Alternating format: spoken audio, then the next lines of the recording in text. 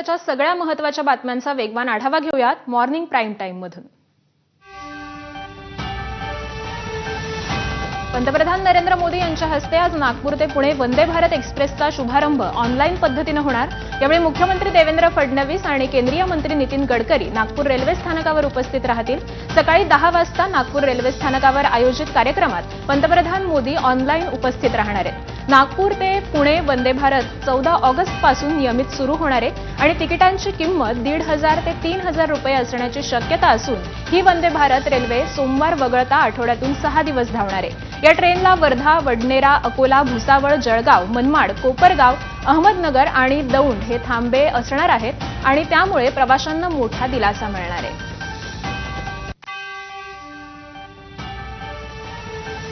राष्ट्रवादी काँग्रेस शरदचंद्र पवार पक्षाची मंडल यात्रा आज गोंदिया शहरात पोहोचणार आहे। दुपारी गोंदिया शहरातील जयस्तंभ चौक परिसरामध्ये सभेचं आयोजन करण्यात आलंय।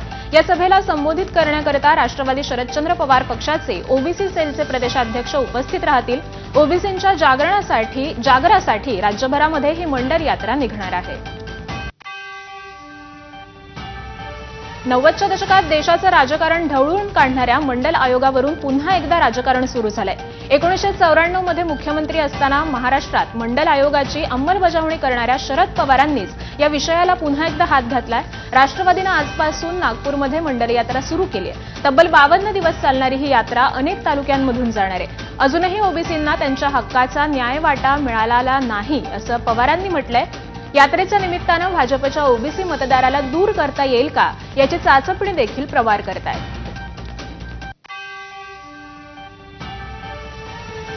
शरद पवारांनी काढलेल्या मंडल यात्रेवर मंत्री चंद्रशेखर बावनकुळेंनी टीका केली आहे। मंडल यात्रा म्हणजे निव्वळ नौटंकी आहे। पवारांच्या पक्षाला आता ओबीसींचा पुळका आलाय। हे उशिरा सुचलेलं शहाणपण असल्याचंही बावनकुळे म्हणाले।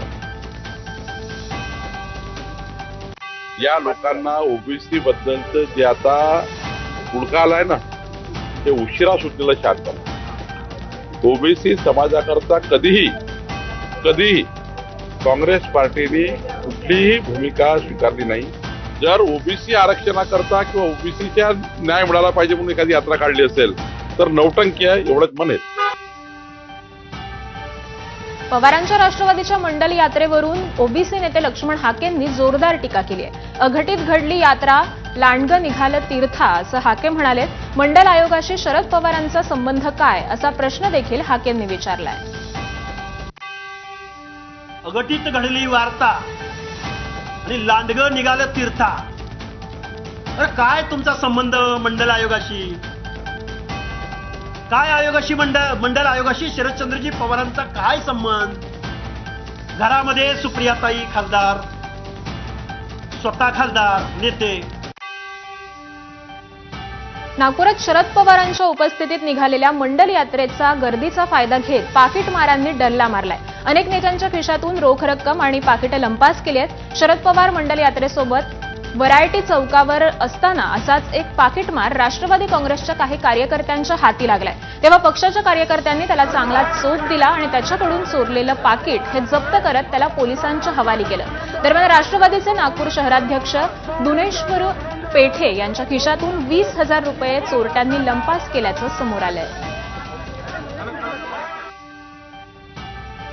ठाण्यासह संपूर्ण महाराष्ट्रात प्रसिद्ध असलेली 31वी ठाणे महानगरपालिका वर्षा आज ठाण्यामध्ये पार पडतेय। महानगरपालिका मुख्यालय भवन इथून ही मॅरेथॉन स्पर्धा सुरू असून उपमुख्यमंत्री एकनाथ शिंदेंनी या मॅरेथॉनला उपस्थिती लावली आहे। मॅरेथॉन ठाण्याची ऊर्जा तरुणाईची या घोषणाखाली आयोजित करण्यात आलेल्या ठाणे महापालिकेच्या मॅरेथॉन स्पर्धेत राष्ट्रीय आणि आंतरराष्ट्रीय धावपटूंसह जवळपास 25,000हून अधिक धावपटू हे सहभागी झालेत आणि या स्पर्धेत लाखो रुपयांची बक्षिसं देखील ठेवण्यात आली आहेत। जम्मू काश्मीरमध्ये एकनाथ शिंदेंच्या शिवसेनेचं ऑपरेशन टायगर सुरू आहे। उद्धव ठाकरेंच्या शिवसेनेचे जम्मू काश्मीर राज्य प्रमुख मनीष साहनी यांनी उदय सामंतांची भेट घेतली, त्यामुळे राजकीय वर्तुळात चांगली चर्चा रंगली आहे। आज उपमुख्यमंत्री एकनाथ शिंदेंच्या उपस्थितीत मनीष साहनी यांचा पक्षप्रवेश होणार असल्याची माहिती मिळतेय।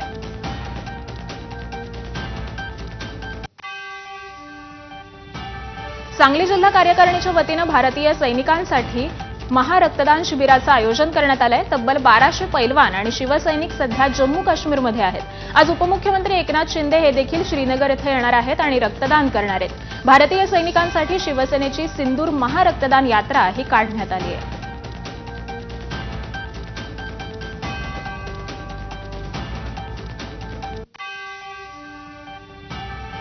शिवसेना सांगली जिल्हा कार्यकारिणीच्या वतीनं भारतीय सैनिकांसाठी महारक्तदान यात्रेला सुरुवात करण्यात आली.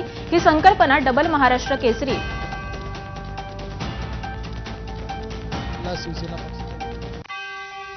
महारक्तदान यात्रा हा उपक्रम आम्ही राबवतोय.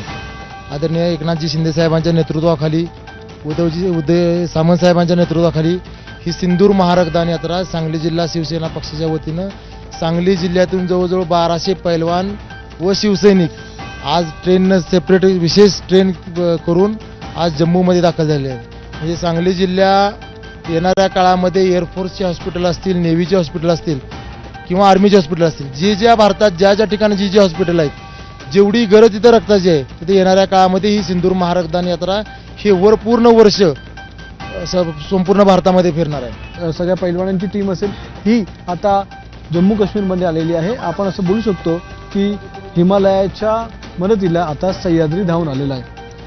कॅमेरामन विनयसह अक्षय भाटकर, एबीपी माझा, श्रीनगर. सर काय सांगाल?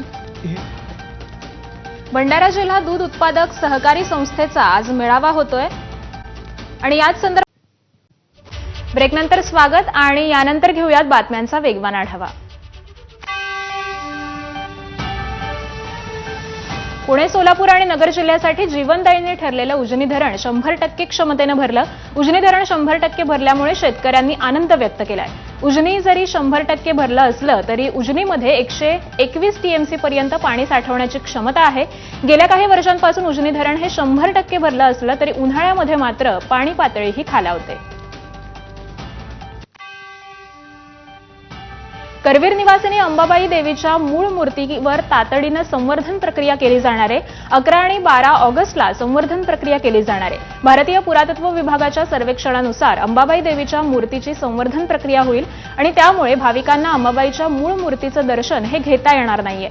या कालावधीमध्ये अंबाबाई देवीच्या उत्सव मूर्तीचं दर्शन घ्यावं लागणार आहे. पश्चिम महाराष्ट्र देवस्थान समितीचे सचिव शिवराज नाईकवाडे यांनी प्रसिद्धी पत्रकाद्वारे ही माहिती दिली आहे.